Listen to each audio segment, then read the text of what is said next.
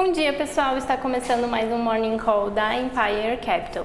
Hoje pela manhã a gente já teve a divulgação de dados finais PMIs, que são aqueles dados de atividade econômica, tanto para o setor industrial quanto para o setor de serviços. Tanto na Europa quanto na China, os dados vieram em linha com o esperado pelo mercado e também em linha com os dados que já tinham sido divulgados previamente. Com isso, a gente começa as bolsas em alta nesta segunda-feira. O Eurostock está avançando 0,6%, enquanto os futuros do S&P e do Nasdaq estão subindo 0,2%. Na Ásia, a gente teve Xangai avançando 1,2%, enquanto o Nikkei permaneceu fechado. Aqui no Brasil, a gente já teve a divulgação do boletim Focus. Importante notar que a gente teve revisão das expectativas de IPCA para esse ano e para o próximo, com a expectativa para esse ano caindo, no entanto, com a expectativa para 2025 subindo, passando de 3,60 para 3,64. A gente também teve reajuste de expectativa com relação à Selic terminal para esse ano. Na última leitura, a expectativa era 9,50 e agora passou para 9,63. Além disso, a gente começa segunda-feira com um noticiário aqui no Brasil repercutindo principalmente o desastre climático no Rio Grande do Sul. Então, os jornais trazem medidas que estão em discussão para ajudar o Estado, entre elas, a criação de um orçamento de guerra com liberação de recursos federais para o Rio Grande do Sul.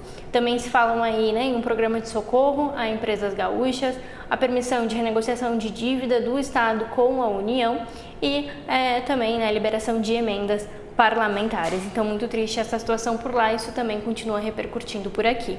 É importante notar que a gente deve ter um impacto muito expressivo no agronegócio em função desse desastre e que isso deve impactar os indicadores de inflação nas próximas leituras aqui no Brasil, inflação de alimentação.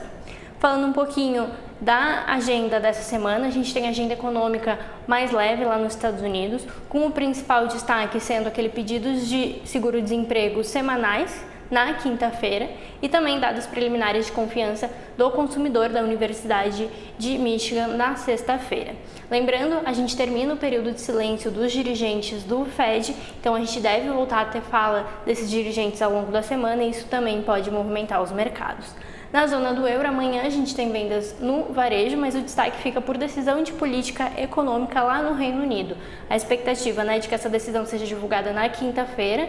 O consenso é a manutenção da taxa, mas claro, as atenções se voltam para as indicações de quando o Banco Central inglês vai começar o ciclo de cortes. Aqui a gente tem divulgação de política monetária, também Copom, na quarta-feira. O mercado fica de olho tanto na decisão em si, como também no guidance, quais serão os indicativos das próximas reuniões.